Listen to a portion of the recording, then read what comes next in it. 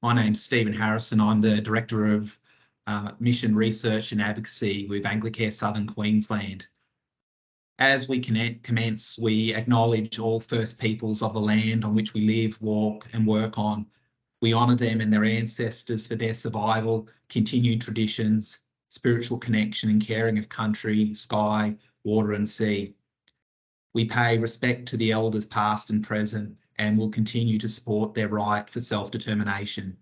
We are committed to reconciliation and respectfully recognise that sovereignty has never been ceded.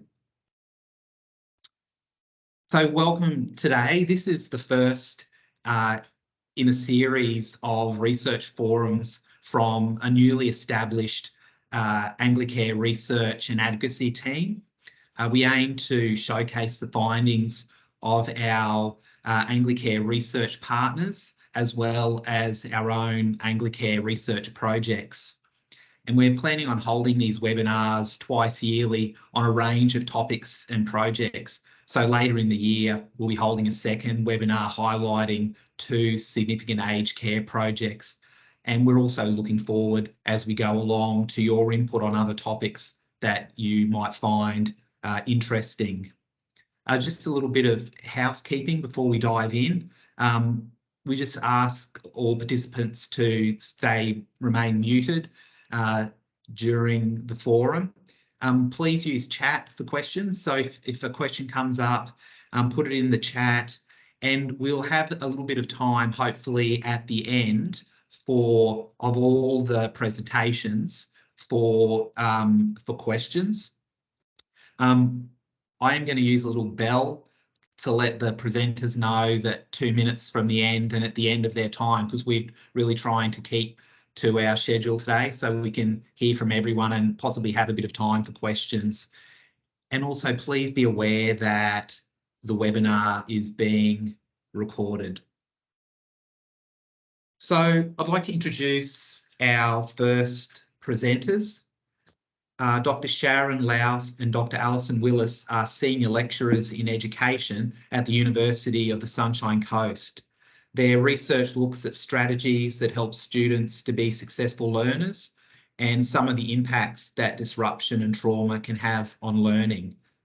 Today's presentation highlights learnings drawn from the expertise of professionals who work with students with complex trauma out of school hours, and shares some key skills for anyone working with these young people. So we welcome Dr. Sharon and Dr. Alison. Thanks, Stephen, and hi everybody. I will just take 1 second to share my screen. Hoping you can all see that. Stephen, can you see that? Great, okay. So I'd just like to begin and talk about our project, and it is about enabling thoughtful teachers. So I'd like to start with an acknowledgement to country and acknowledge the traditional owners of the lands that I present from today, which is the Butchulla people of the Fraser Coast, and extend acknowledgement to the traditional owners of all country across Australia and recognise that these lands were never ceded.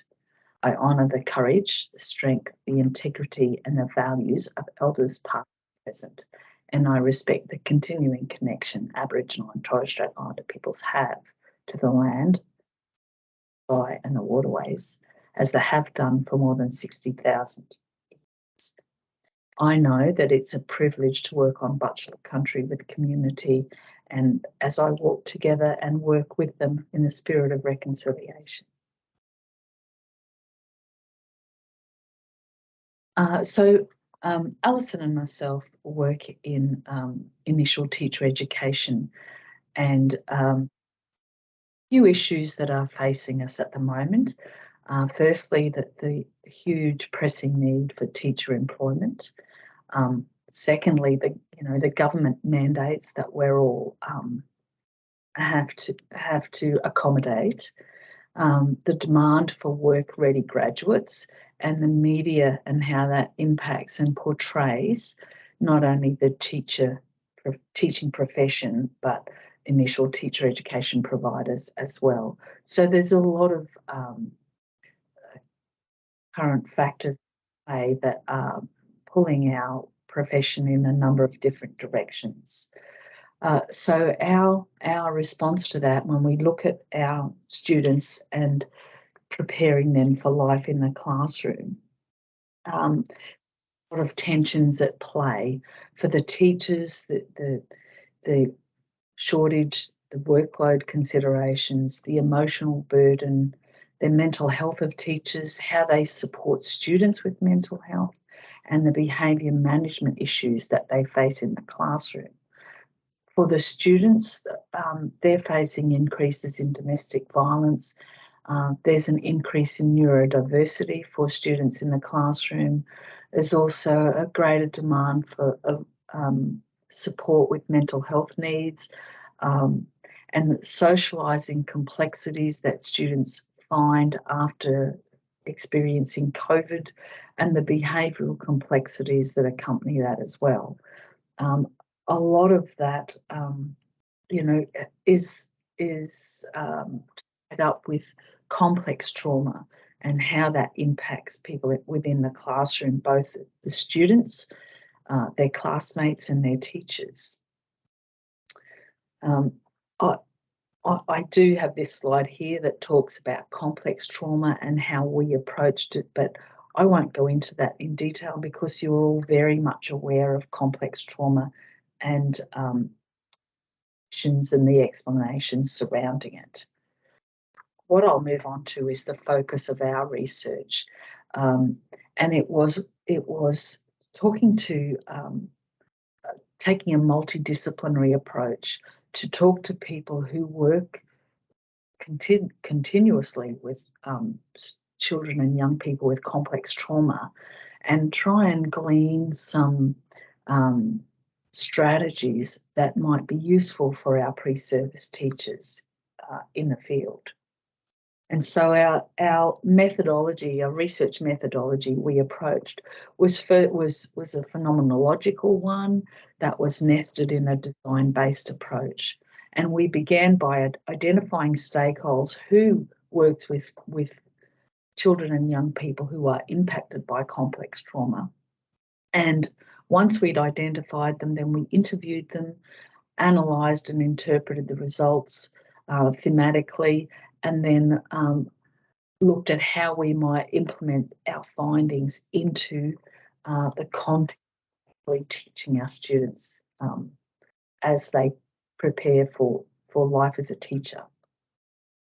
So the results were really interesting for us. They came into two themes. We had a student-focused team.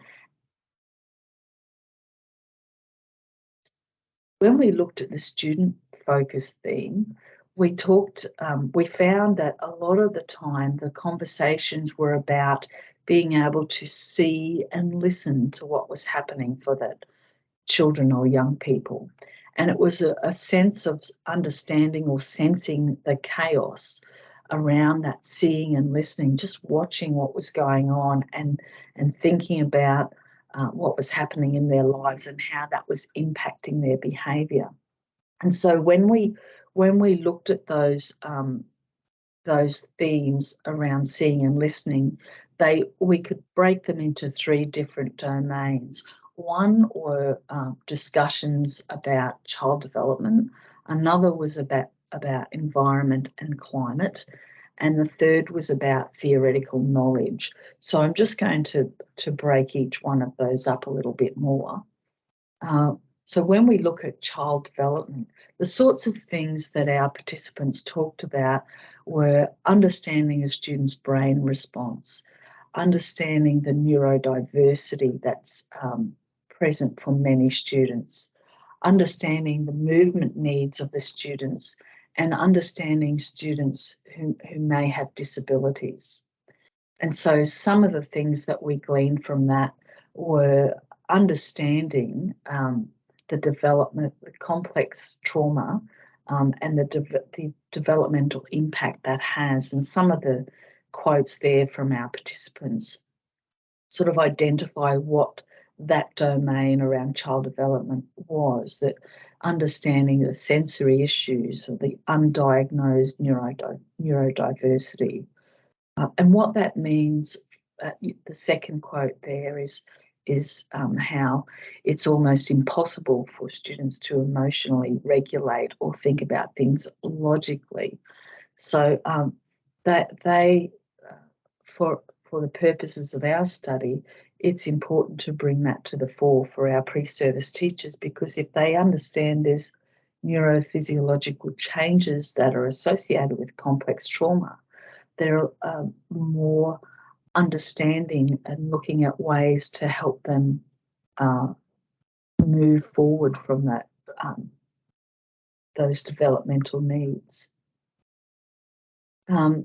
The second part of that student focus was talking about the environment and the climate within the classroom, and the problems that many of our research participants talked about was when there was inconsistencies within the, or a lack of certainty or a lack of control or fear or unsafe spaces, negative relationships, and carers and kin and support services. All of these things had an impact on the environment or the classroom climate for the students. And you can see some of the quotes that I've gleaned from our study was around paying attention to things that you can't see as well as the things that you can see, and how you might make kids feel like they belong. So the third section, and I move on to this as quickly as I can, the other part of the concept of how we focus on the students is around the theoretical knowledge, where that knowledge and understanding of the specialist, where that came from and what sort of theoretical knowledge they drew from to help them see and listen to the complex needs of students. So some of those things were around deep listening, attachment theory, window of tolerance, and the trauma, understanding the trauma cycle. And some of the theories that arose from those four categories, I guess, were around PACE, were around TCI. Of the participants drew on some of those key areas to support the strategies that they would undertake. The second theme was the teacher focus theme, and how we asked the participants for advice that they might give to our pre-service teachers. And that was the sense that came from the analysis of those results were how our pre-service teachers might respond, how they might coach themselves to work within the chaos and understand that the chaos was part and parcel of working in that space. And two of the big themes that came out from this were the concept of soft skills, the need for soft skills, and the need for strategies. And the soft skills we've termed stronger, kinder, wiser. That was a recurring theme that came from our participants, that it was the teacher's responsibility to be stronger, kinder, and wiser.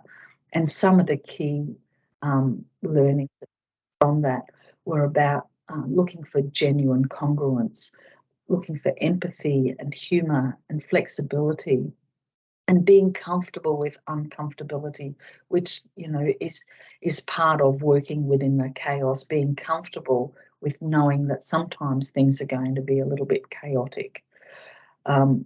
The unconditional positive regard, no judgment, acceptance, solution focused, and having a growth mindset, and understanding that the model relationship between the teacher and the student was not 50-50, and in some cases probably not even 80-20.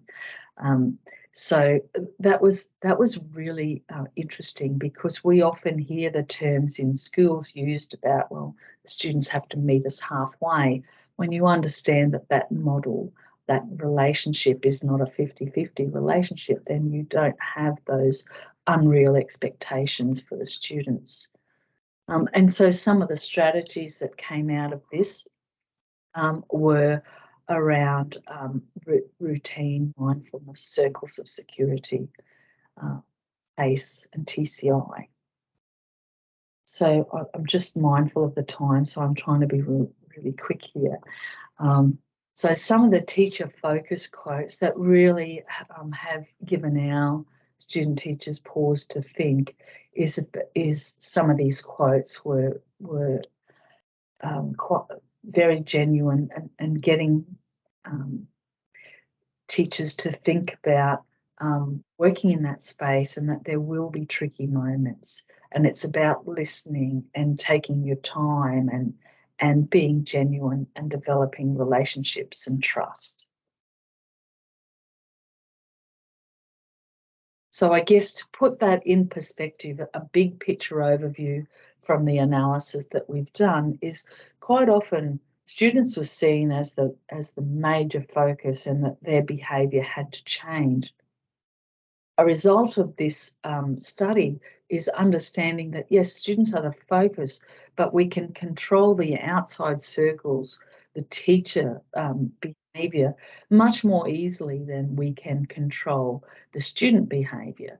And so we've talked to our students now about an outside-in approach, that we talk about reflecting and self-management for the teacher, managing themselves and their own reactions and responding accordingly, and using specialties and knowledge, thinking about child development and the environment and climate, and developing their strategies and soft skills, and all of that help to make a positive contribution and impact on student behaviour.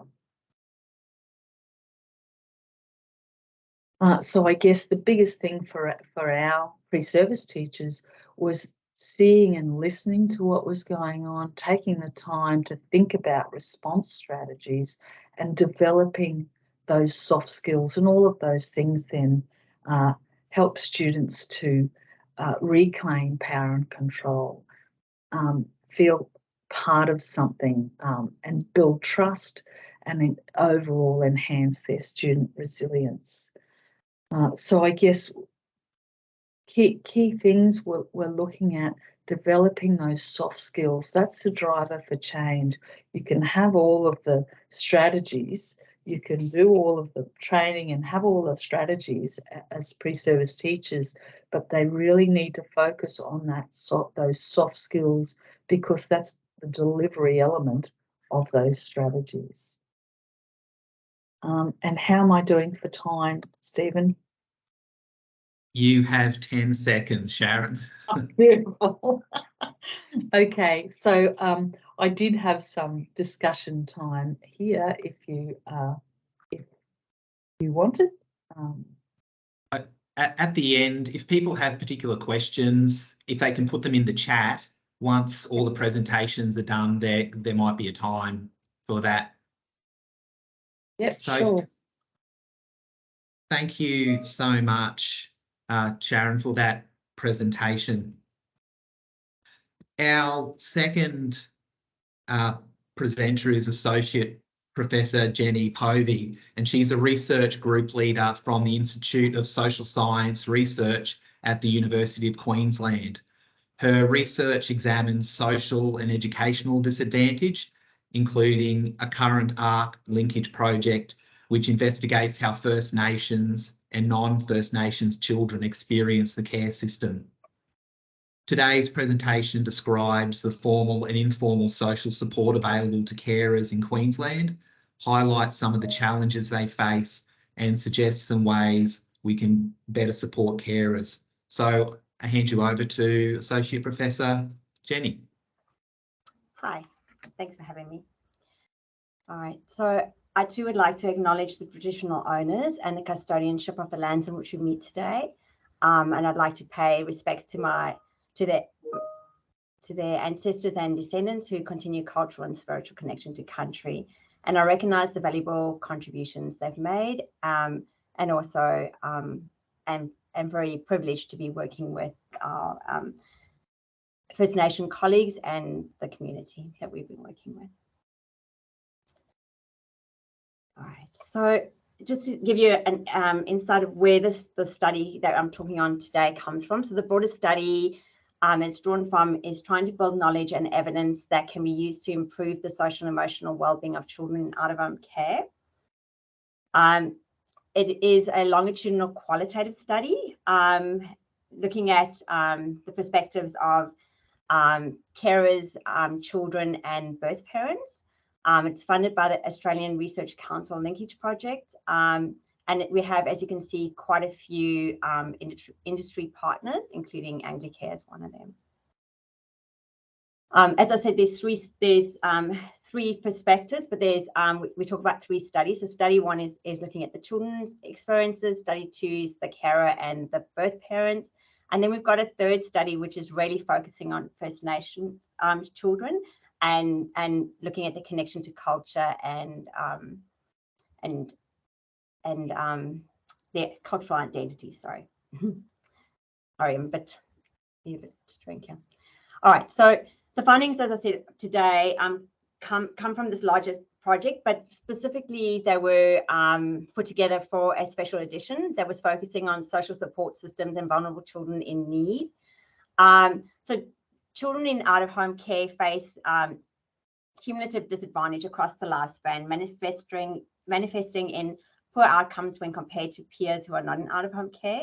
And the ability of foster and kinship carers to look after children in out-of-home care is linked to their own levels of support. So that's really the perspective we're coming from. And there's also evidence in the literature to suggest that unique experiences for caring for these children in out-of-home care often lead to stress and burnout. And that's not really experienced by other parents.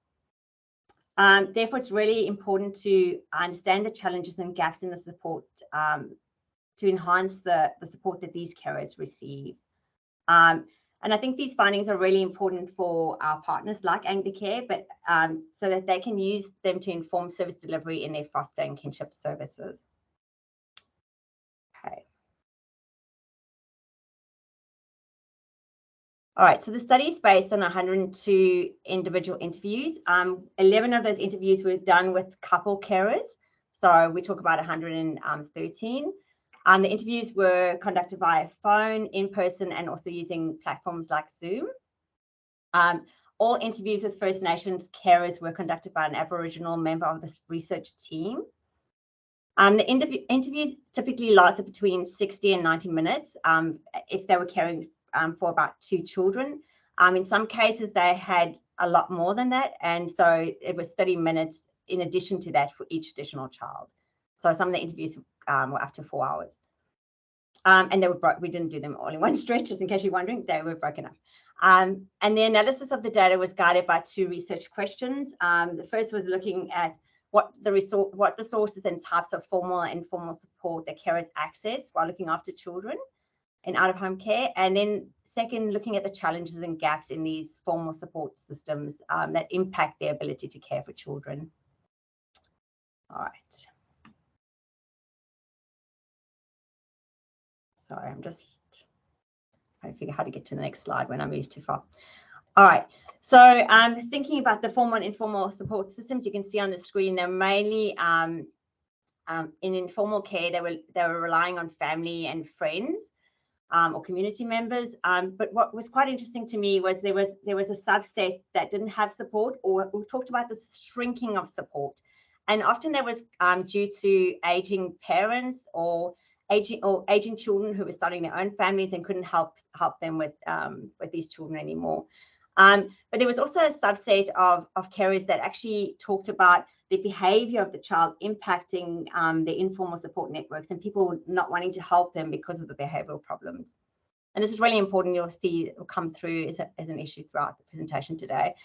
Carers were also accessing a wide range of allied health providers for their child's complex support needs, and many of them were trying to get at NDIS.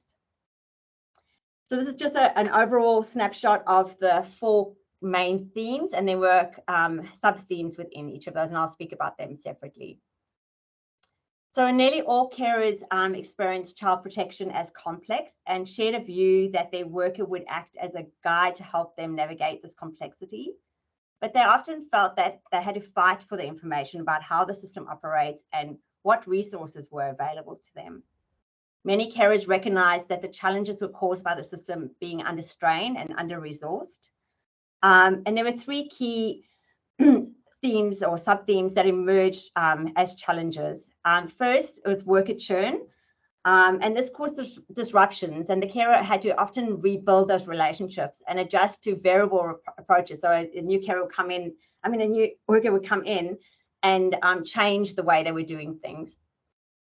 Second, the rationalized carer resources reflected the view that resources and support that carers were entitled to were not proactively offered. So these resources were often only provided once a crisis occurred, or if the carer knew to ask for these resources from prior experience. Sorry. The third, red tape and radio silence related to the paperwork and lengthy approval processes. The administrative burden was particularly noted for carers who were full-time employed, and additional challenges related to obtaining approvals for children where guardianship was still with the birth parents. Primarily, these challenges were due to the fractured relationships between child protection and birth parents. Carers, sorry, I'm not sure if someone's mic's on. Sorry, carers were also careful not to anger their birth parents in case they withdrew consent. In the bottle. No, yeah, no, he loves you too, but stop. You're not having the bottle. Okay. All right. So then a lack of practical and emotional support contributed to stress and burnout. While informal networks provided emotional and practical support, there was a view that agencies could also contribute to addressing three key needs. First of all, financial resources were viewed as inadequate and meant that children often missed out on things like home modifications or health assessments. The greatest gap was noted for those caring for children with complex needs, where the complex support needs allowance didn't cover costs for daily medical supplies such as catheters, gloves, nappies. And this meant that financial burden was carried by the carer themselves.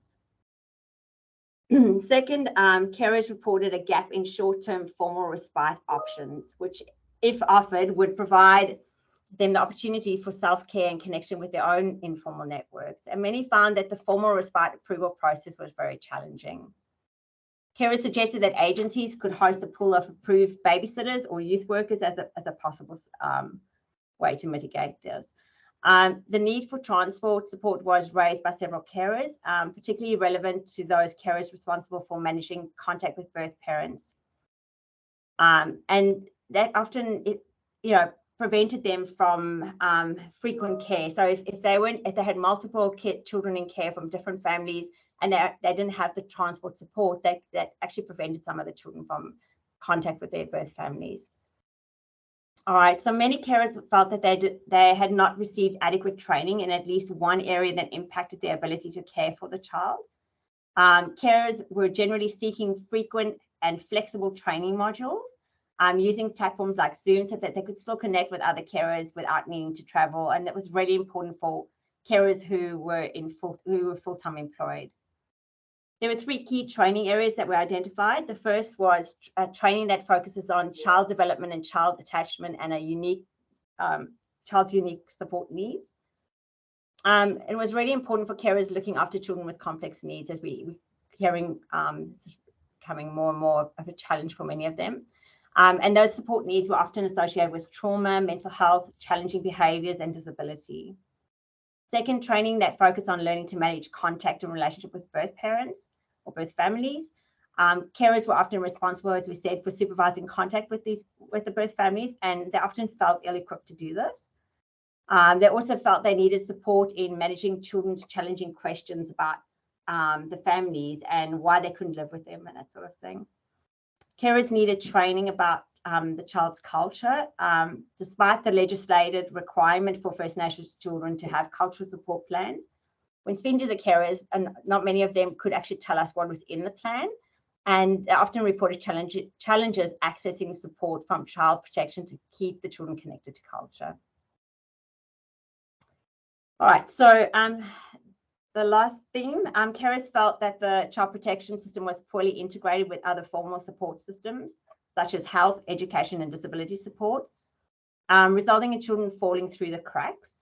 Carers often had to convince Child Protection Authority that the child needed a particular support, and then were required to undertake significant coordination efforts to identify, access, and manage these appointments.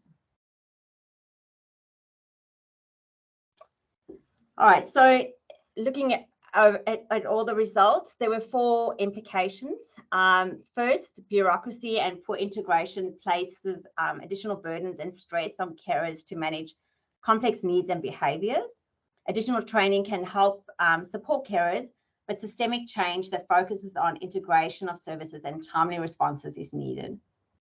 Second, we need to acknowledge the large and often invisible workload of carers accessing the services the children in their care need. And these carers need practical and emotional support to mitigate burnout and prevent them from exiting the care system. Third, when workers constantly change, as we said, it disrupts the relationship with the carer. And while we know worker churn is not always in the control of the organisation, the disruption could be minimised by training new workers to work with carers to understand the situation and what is working prior to initiating changes. So it's just taking that extra time just to develop that relationship first and see what's working and what's not working. Fourth, a child's relationship with the birth family is really important, as we all know. However, we're seeing fractured and hostile relationships with birth families that makes this really challenging. And a reform is required to focus on how birth parents are engaged by workers and carers. And we really feel that further research is needed to understand how to bring these stakeholders together to support children in out-of-home care. And that's it. I hope I made time. You did, well done. There's 2 and a bit minutes left. So if you would like to take a question in the remaining 2 and a bit minutes, I think we could let you do that. Sure. Anyone got a quick question?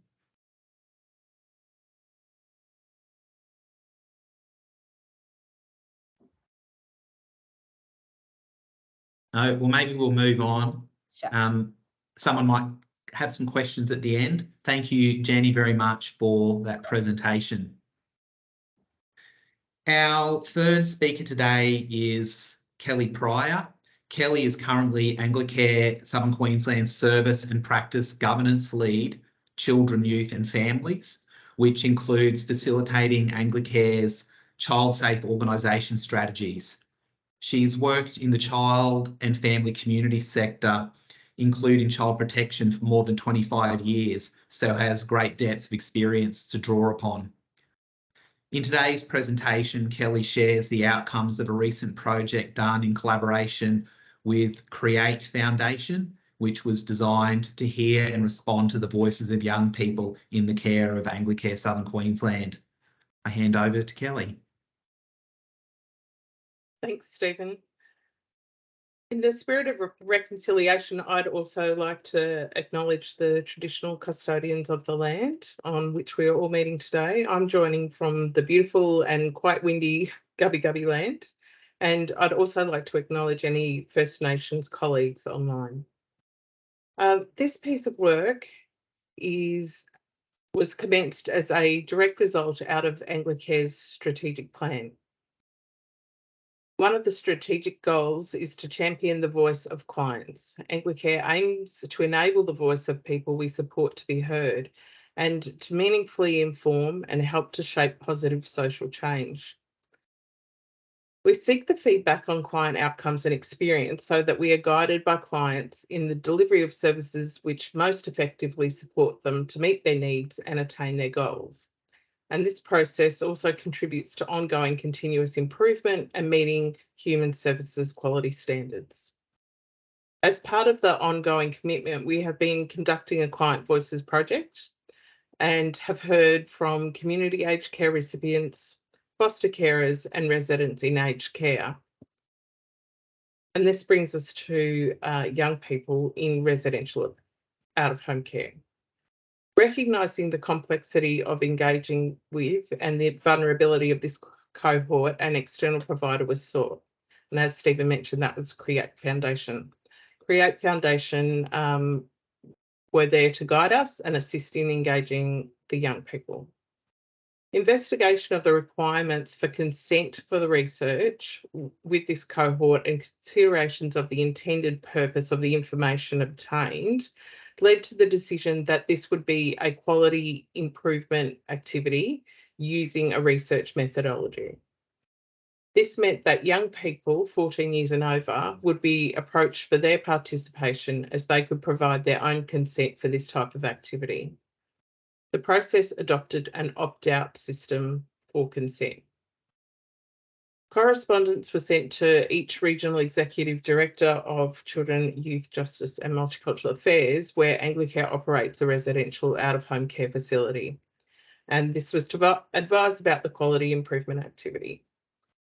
Create conducted a briefing session for staff that covered the consultation process.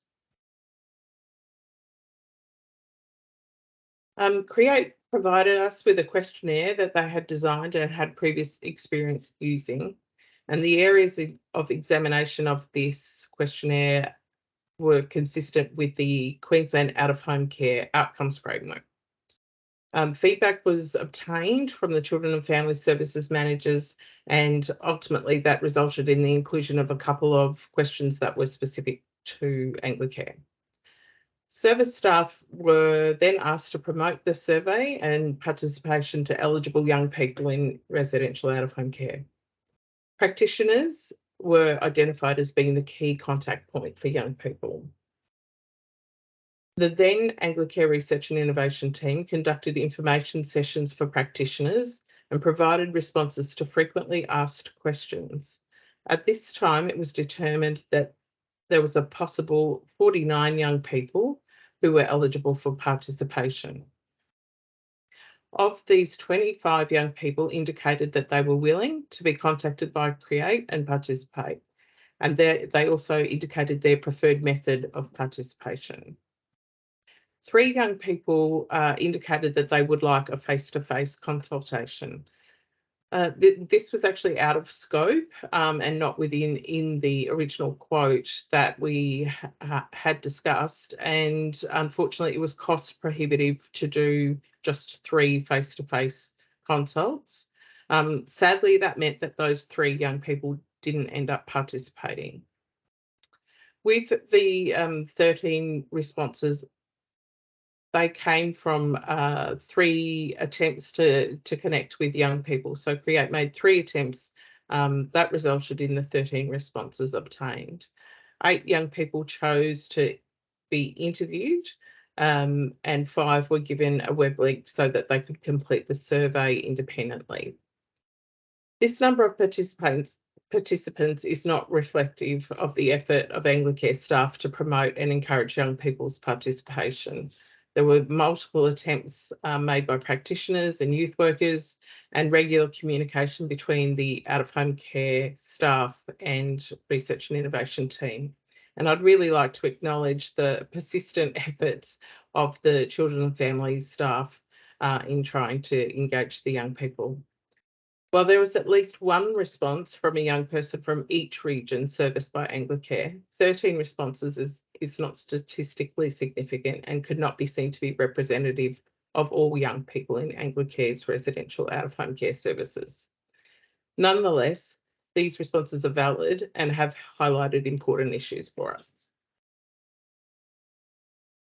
This is a little snapshot of demographics. So of those 13 responses, 8 young people identified as female and 5 as male. Young people were aged between 14 and 17 years. 4 young people identified as Aboriginal. 3 young people reported that they had disabilities. 2 young people had been in care since they were a baby. 5 came into care between the ages of 5 and 12, and 6 between 12 and 14. 7 of these young people had 6 or more placements during their time in out-of-home care. So based on the responses of the young people to the survey, there were four areas or 4 things that were highlighted for further attention.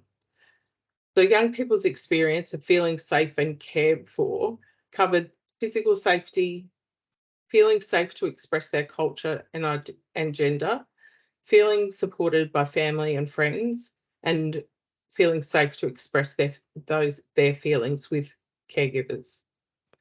Most young people felt comfortable expressing their gender identity at their placement and felt supported by family and friends. However, opinions were mixed regarding expressing their feelings and cultural identity in their placement. Gaps in cultural support and being able to express themselves was further highlighted in regard to plans. Young people were asked about their departmental case plan, their Anglicare care plan, their cultural support plan, and their transition plan. The 4 First Nations young people did not know about or feel connected to their cultural support plan. Whilst these young people did not identify with their cultural support plan, all felt reasonably connected with culture. Overall, there were mixed responses about the awareness of and involvement in the care planning process. Young people felt they could have the most say about family contact and daily routines, but under half reported contributing significantly decisions about placement changes, house activities, or their education. Comments provided by young people on their involvement in the decision making were mostly negative, indicating that there's further work to be done in making them feel included in these processes. Several questions were posed to young people about educational support they received. 5 young people from this group reported that they weren't attending school at the time. 3 of the 13 felt quite or very supported to reach their educational goals, while 4 reported receiving little or no support. Similar proportions were obtained when discussing help with their homework. Young people reported having reasonable access to educational resources, textbooks, stationery, lesson plans, etc. However, less than half were enthusiastic about schooling. Only 5 moderately agreed that they felt they belonged at their school. So these responses highlighted that there could be more focus on improving the perceptions of young people in relation to their schooling.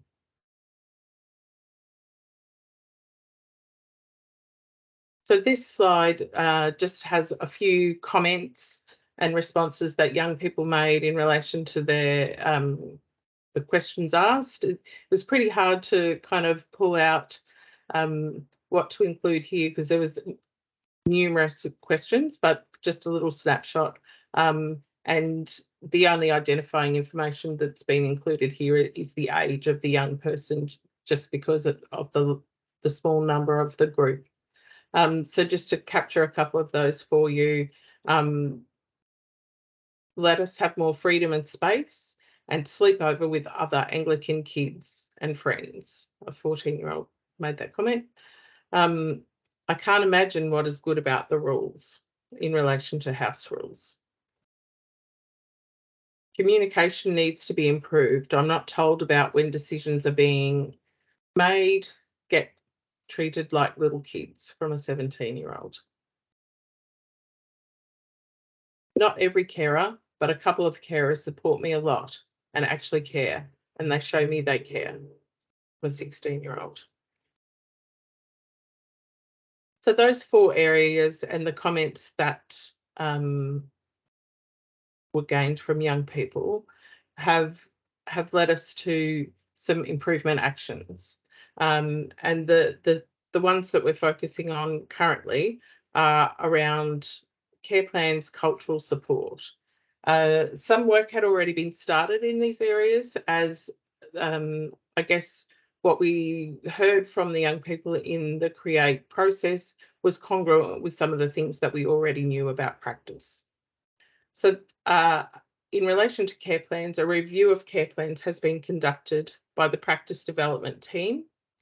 Young people have care plans, but it is clear from the responses in the CREATE consultations and the review that they don't feel connected with these plans. They're not seeing that the discussions that they're having with staff as being part of the planning process, and therefore perhaps not recognising that this is their input. The findings of the desktop review of care planning process were congruent with the CREATE findings in relation to care plans.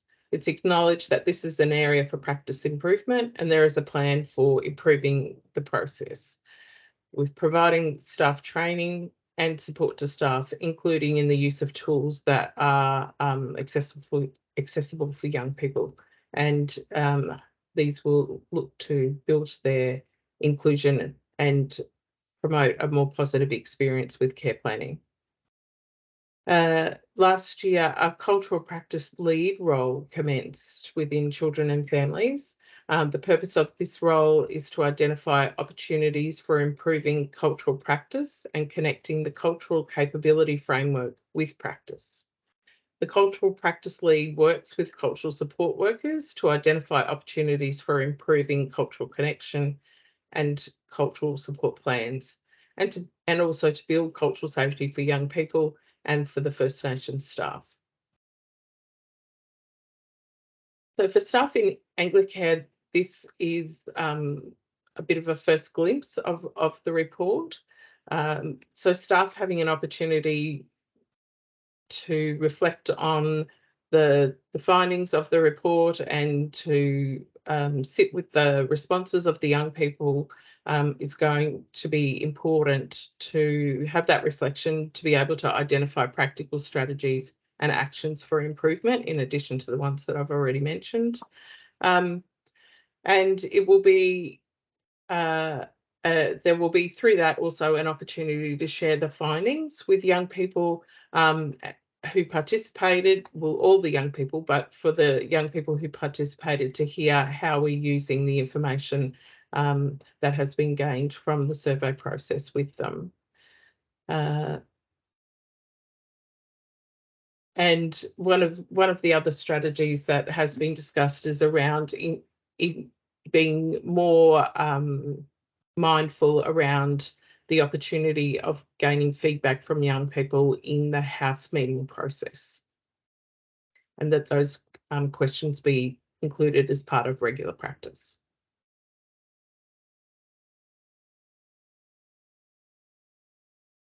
So that's me, and I believe we're going to broader questions now, Stephen. We are, that's right. Thank you so much, Kelly. So we've got a little bit of time to ask some questions. So there is one question for Sharon in the questions area. So Sharon, can you talk to anything specific in your research about young people in care and their experience in the school system?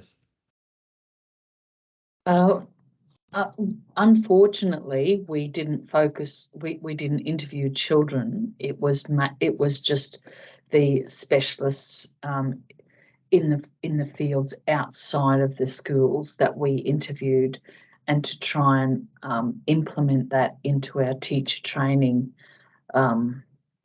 programs. So unfortunately, no, but it would be very interesting to find out. And listening to Kelly talk, one of the things I've written down is to, she said less than half of them actually wanted to go to school or liked school. And that's heartbreaking.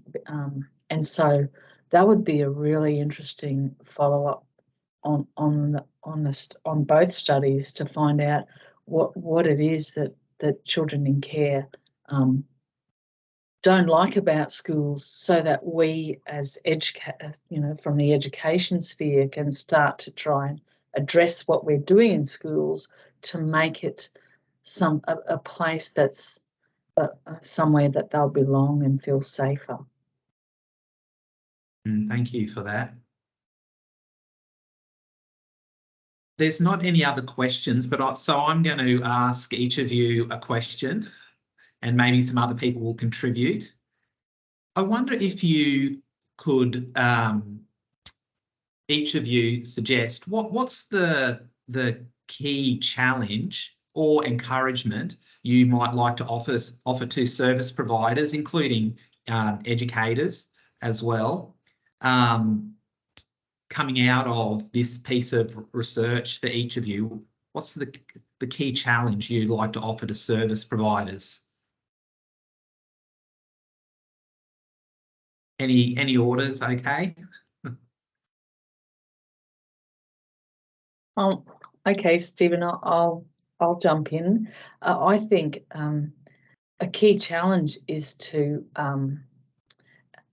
for service providers to not be afraid to approach teachers, because they're in quite a precarious position, and I think we've got to reach out and work together, particularly in these really difficult spaces, so that the kids benefit. It's the kids, the positive outcomes for the kids that, you know, so don't be afraid to reach out to teachers and say, hey, this is going on, and try and form those professional connections. That was great, thank you.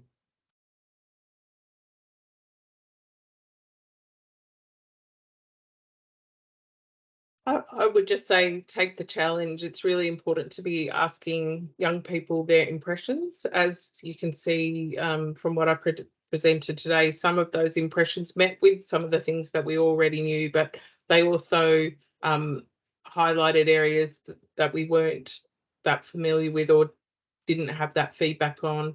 And we really look forward to getting similar feedback and asking questions of the younger people in residential out-of-home care, so those under 14, and, you know, finding creative ways in order to make that a good experience for young people to be able to do that.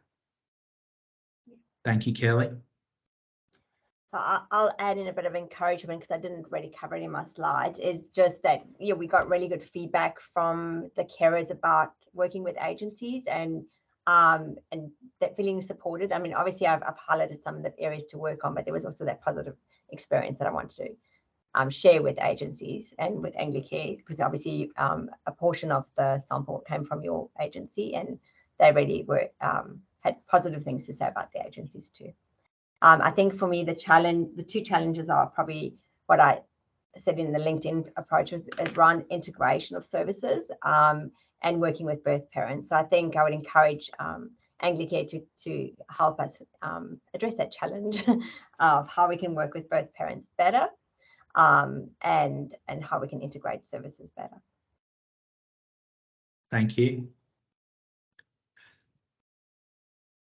Any further questions from anyone?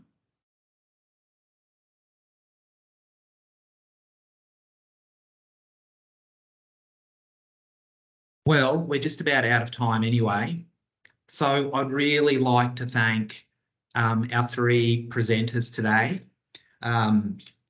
Jenny, Sharon and Kelly.